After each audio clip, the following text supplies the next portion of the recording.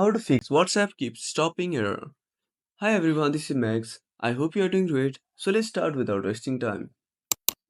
First of all, open up your Play Store and tap on the search icon.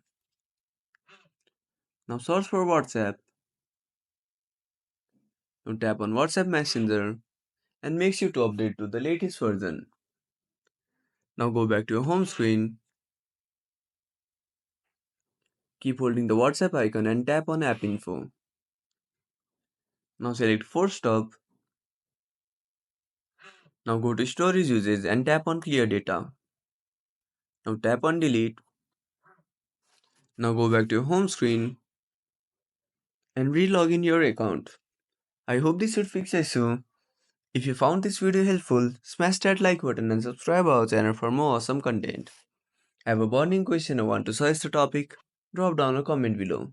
This is Max signing off until next time.